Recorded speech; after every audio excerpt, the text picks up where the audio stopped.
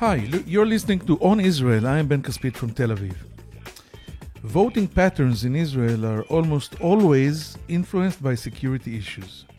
Israelis love to complain about the cost of living, about their schools and healthcare, but at the ballot box, the deciding factor is which party they feel will best ensure the country's security.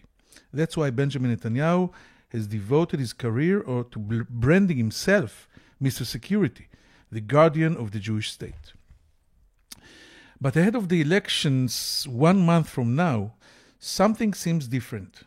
The coronavirus crisis has changed people's priorities to an extent that they may also affect their vote.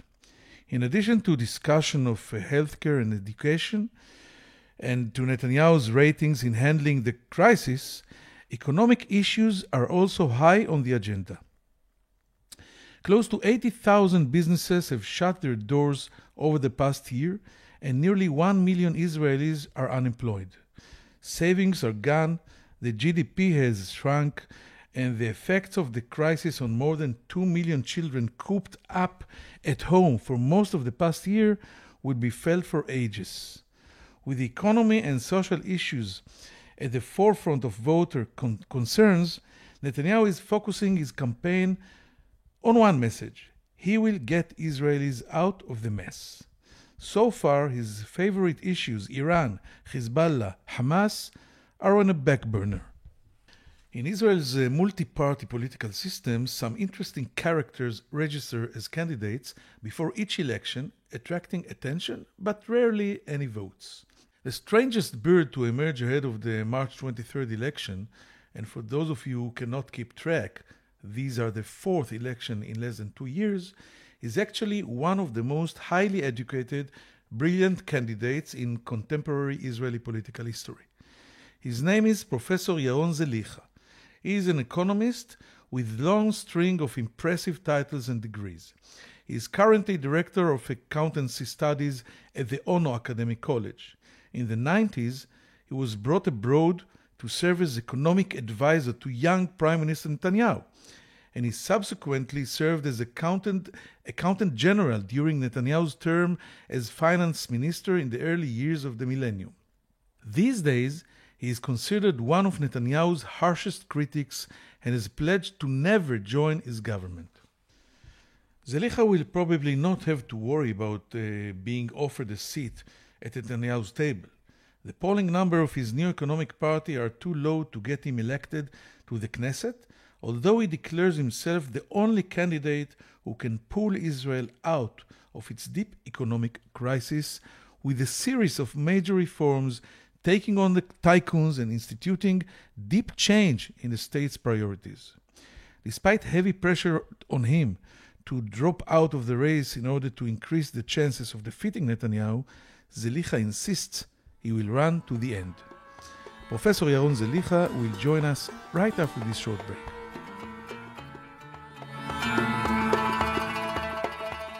If you're listening to this podcast, you obviously care about the Middle East, and if you do, you should probably be reading Al Monitor. Al Monitor is a global newsroom headquartered in Washington, D.C., with a network of over 160 contributors around the world. Al Monitor offers first-class reporting and analysis from a range of perspectives and an approach that represents the highest journalistic standards, as well as an award-winning commitment to press freedom and independence.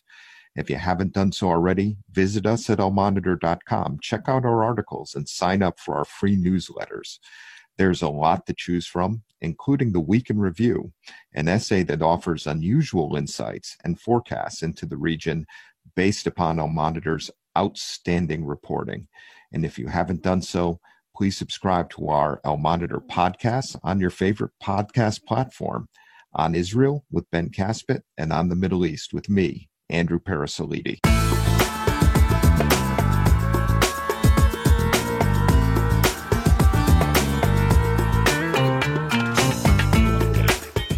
Now we are delighted to say shalom to Professor Yaron Zelicha, and thank you, Professor, for joining us on the On Israel podcast here.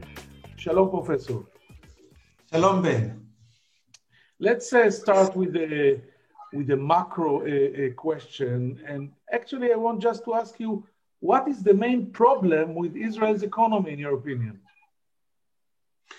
Well, actually, we have many problems, so I find it difficult to answer only one problem. But if you insist, the main problem is that we are lacking any economic policy. It seems that we have a government, it seems that we have a minister of finance, but we don't have any economic policy. We don't have a budget.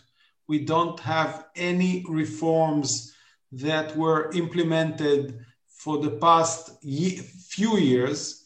And most importantly, probably most of the people doesn't have any trust in the government or in its ability to perform a new economic policy. And that creates uncertainty that brings many difficulties if you wish to recover from this crisis. So let's go a little deeper, because I want to make it harder for you. And you are a very experienced. You've been working with Netanyahu since the 90s in the very senior posts and positions in the Ministry of Treasury in Israel. But according to accepted parameters, Israel's economy is considered highly, or at least reasonably successful. Experts are predicting that it will emerge quickly from the corona crisis, pointing to the fact that its international credit ratings were not lower despite the crisis, that the GDP has shrunk but not sharply, and that economic growth is higher than in many Western democracies. Why fix it if it ain't broken? Well, I think you are confusing between two parameters. The first is the state of the government, and the second is the state of the nation, of the people. As you probably know, since Louis XIV, who said that the state is me. That means that the government is the only parameter that you should look upon. Then the state of the government is quite good, but the state of the nation is terrible, terrible. Let's speak about the nation. First of all, we have by now 23% of the population below the poverty line. And since the measure, the acceptable measure for the poverty line is the median income, and since the median income in Israel is the lowest in the Western world, so if we would have taken the average median income in the West, we would be probably around 40% of the population below the poverty line. Second, the average prices for the consumers, for the households in Israel is 25% above the average prices in the West. Third, 20% of the businesses in Israel collapsed in the past year. There is no single country in the West, or not in the West, that experienced such a business holocaust. Forgive me for the long language. Fourth, the economy is not growing for the past 10 years. In 2009, when Mr. Netanyahu came to office, the GDP per capita, when you accounted for the differences in prices, was 62% of the GDP per capita in America. It is now, before the corona crisis, in 2019, only 52%. Let's speak about the figures. The GDP per capita in America was around 65,000 US dollars, and in Israel it was 43,000, and the average prices is 25% above, so 43 divided by 65 divided by 1.25, 52% of GDP per capita. So the state of the economy deteriorated between 2009 and now by almost 20%, from 62 to 52.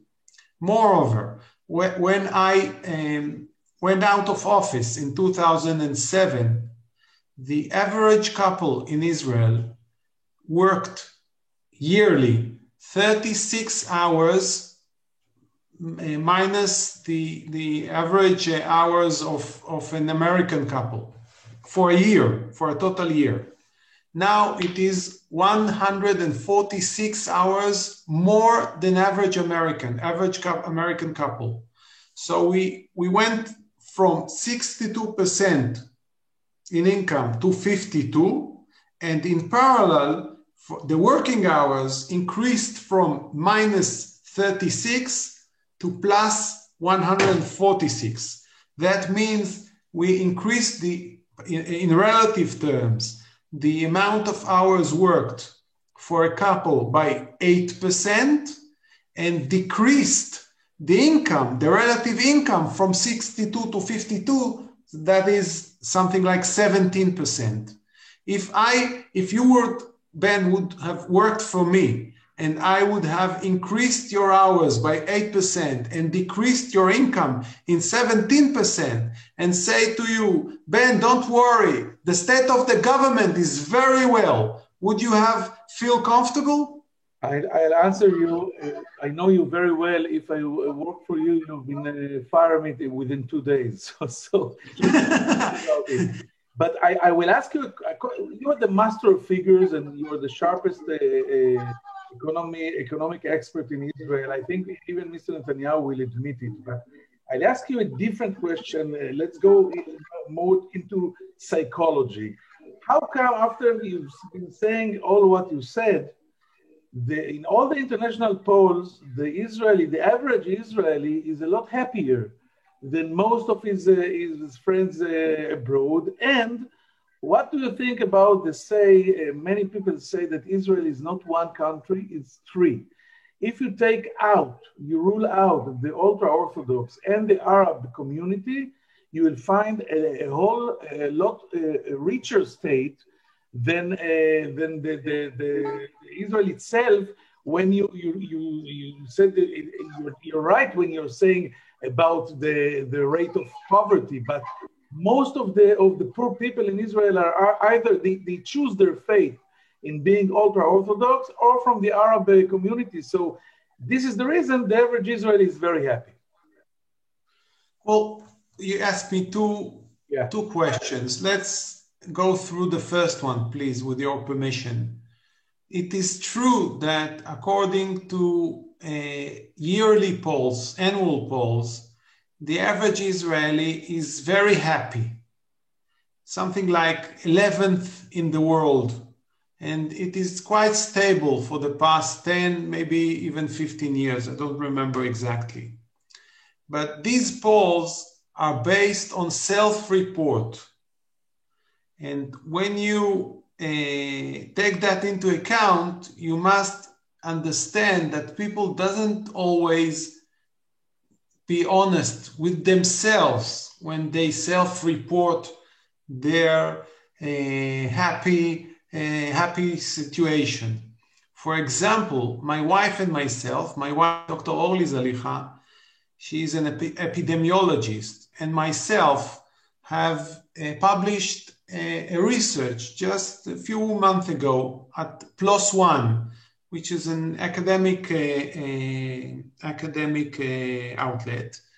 And in this research, we asked a representative sample of the Israeli population, what are their, how would they rate themselves according to happiness table. And in parallel, we examined their psychological situation and asked whether they have diagnosed with depression, clinical depression. Well, we found out that many figures that influence their self-report regarding their happiness were quite the opposite when you examine whether they influence their chances to be depressed. That means that the same people that say that they are happy are with very high chances to be depressed clinically. So I wouldn't have based my all my hopes according to the self-report of the Israeli people. The famous Israeli optimism. Maybe it's just because we don't like to admit that we're not so happy. That's exactly what I wanted to say, and you said it more brilliant. Let's go mainly to the ultra-Orthodox. You're talking a lot about this problem in the Israeli community. Well, that's how true. do you solve it? Well, that is true, that something like half of the Israeli population that they are below the poverty line are Arabs and Orthodox. In fact, the Arab situation is very, very difficult. 45%, Ben, you wouldn't believe it, 45% of Israeli Arab households are below the poverty line. Now, what are you suggesting? That we don't have any responsibility for the Arab population? Would you suggest that they are below the poverty line because they choose to be that? No, we have a lot of obstacles in the Israeli economy, and they suffer the most. The Arabs, the Jewish Orthodox, the periphery in Israel, these population don't choose to be poor, but the state of the economy creates the environment in which they are suffered the most. But you know, in English, you say responsible. Let me say something before that. According to the literature, the economic literature, 90% of the differences in the state of economy between countries on the same level, for example, democracies with the 70% of democracy, 70 years of democracy. It's 90% of the difference account for the differences in the quality of the economic policy. That means that the economic policy maker is the one who is responsible for the situation. Now, in English, responsibility or responsible came from the phrases response and able. Who's the one who is responsible? The one who is able to respond. But in Hebrew, it seems that the policymakers in Israel perceive the phrase responsible or achra'i בעברית from the base of acher. Who is responsible? Someone else, not me. Acher. מי הוא אחראי? אחר ולא אני. Different. Now, myself. Okay. And I cannot understand that. I cannot accept that. The Israeli economic policy is the one who is responsible for the poverty and the one who should tackle it. You've worked, Professor Zelicha, as closely as possible with Netanyahu at least two key junctures of his career. He was credited then with saving Israel's economy 15 years ago. What do you think has happened or changed since then? Well, you know, Milton Friedman once used to say that there is no free meal, no free lunch. You should pay for your lunch. And Mr. Netanyahu understood in 2005 the price, the cost of the reforms he implemented together with me. Both of us paid a large sum or suffered a lot from the reforms that we implemented.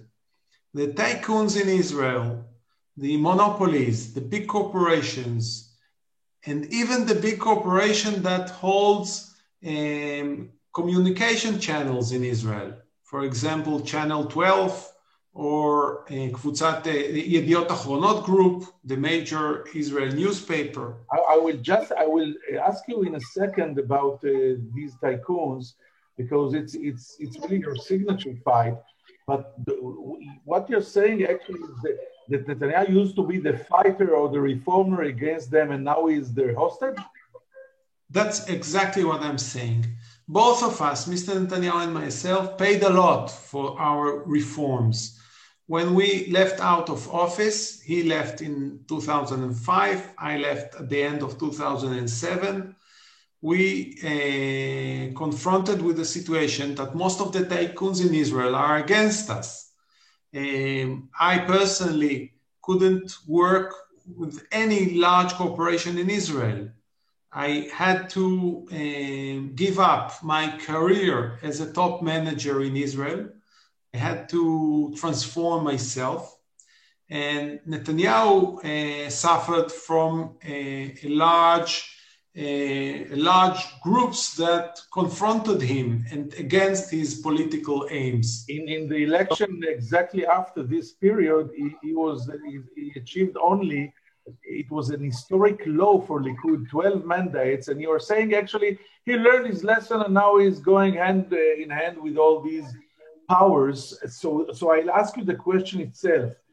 As I said before, your signature tune is an uncompromising fight against the economic power structure and the so-called robber barons, tycoons, and mega conglomerates. Is it not dangerous? Israel is an attractive investment destination, but your policies could drive away the international giants operating here.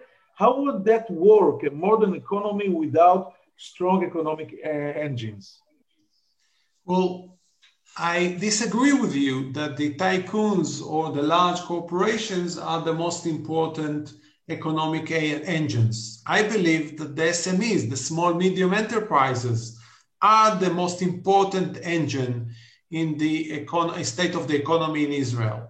Now, we are not only debating theoretically, because Netanyahu and myself have implemented our policy in 2003.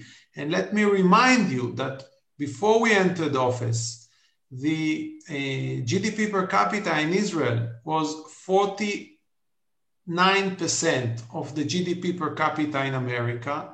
And by the end of 2007, when I left office, it was 62. Now it's 52. We discussed it before. So in 5 years, we increased the GDP per capita by 13 basis points from 49 to 62, actually cutting 1/4 of the difference between Israel and America. There is no single 5 years in the history of Israel that we cut 1/4 or raised by 13 basis points. Never, ever before. So if you were right, how come we had the most important economic growth in the history of Israel when we implemented these reforms? And by then, in those years, many tycoons said, if you will continue, we will leave Israel. Okay, so some of them left. But when you are growing so fast, one tycoon go, but another come in. So I will not take these threats as solid. For example, let's talk about Intel. It's an international company, very important and huge. And it came into Israel, I don't remember when, but 95. But they did it because the rate of the taxes that we charge foreign conglomerates is very low. Now, if we will increase it like you are suggesting, and Intel is one of the biggest employers in Israel, don't you fear that the possibility they will be too dangerous? Well, according to the Israeli law, which is unique in the Western world, we give subsidies for certain large corporation if they will establish a new factories for export. Now, these factories are increasing the surplus in the current account, and therefore depreciating the Israeli shekel. Sorry, the US dollar. Yeah. And therefore crowding out small, medium export enterprises in Israel that does not receive these subsidies. So you're just replacing export from small, medium enterprises with export of large corporation, which is less efficient because they live on these subsidies. And you're considering only the working places that Intel has established, but you're not taking into account the triple or quadruple employment that we lose in the small medium enterprises. And what you were the accountant general and not myself. I want to ask you a few political questions because we are almost out of time. You're saying that you will never sit with Netanyahu. You belong to we call it the anti-Netanyahu camp. But indications so far from all the polls show that your party does not stand a chance of crossing the electoral threshold, and that the votes you get will be wasted, maybe, and hurt the chances of defeating Netanyahu. What will you do if, on the eve of the election, you are still below the red line? Will you quit? Well, first of all, we are not very far from the red line, as you're close. Said. We're very, very close. And large numbers of the people that did not decide yet to who should they vote are consider us in high percentage. So we believe that we will pass. Second, the polls now will not be like the actual numbers, as you said, because the economic crisis is so huge that when people will confront the actual election, we believe that they will take responsibility on their families, since we are the only party that presented a solid economic policy and a new program how to get down the prices in Israel. We can save 25,000 shekels per family a year with our plan. So we will be able to change dramatically the economic situation in Israel. So we believe we will pass the red line, and therefore we will run until the end, hopefully to be the next finance minister of Israel and rescue once again the Israeli economy. Until the end, and I guess you hope at the happy end.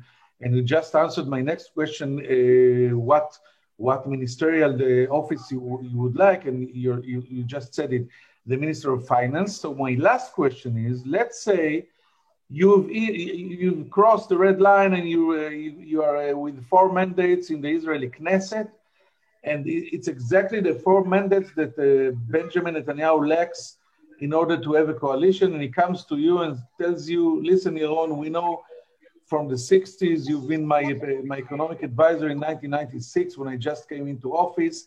Let's forget everything and come join me, and you are the next finance minister. Can you say no to such a proposal? Not only that I can say no, I will say no, because it's not a personal issue. On a personal level, Mr. Netanyahu hasn't done anything wrong to me. The problem is that he's facing a significant, important corruption allegation, and therefore he doesn't have enough credibility in the public eyes. Now, in economic crisis, you need to implement a new economic policy. And the new economic policy cannot be successful unless the leaders, the prime minister and the finance minister, receive a large support from the public, and most importantly, trust from the public. How can I persuade the Israeli population that I'm going to change and cut down prices of monopolies if the prime minister is accused by taking bribe from a monopoly to hold their interest? How can I do that? I'm not a magician. I'm a very good professional, but I'm not a magician. And I don't want to be a finance minister just to fail. I want to be successful, like in 2003, and rescue again the Israeli economy.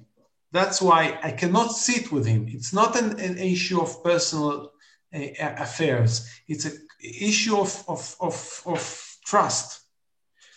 Professor Yaron Zelicha, the leader of the brand new Israeli economy party, I wish you success and thank you very much for joining us here in On Israel's podcast. Thank you very much. Litraot. Thank you very much, Ben, for the opportunity. We will be right back after a short break with some final thoughts.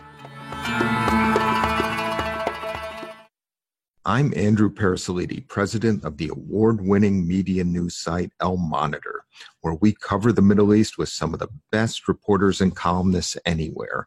And I'm excited to announce our new podcast, On the Middle East, where each week I will interview newsmakers from the U.S. and the region about the latest news and trends with additional commentary from our on-the-ground correspondents. Those of you who follow the region know that what happens in the Middle East doesn't stay in the Middle East. And to cite another great movie line, every time the U.S. tries to get out, the region pulls us back. Your time is valuable, so let me promise you this. You will learn something and you will never be bored, because each week we'll be talking with and listening to those leaders who are making the news and shaping the trends in this critical and fascinating region. So please subscribe to On the Middle East with me, Andrew Parasiliti.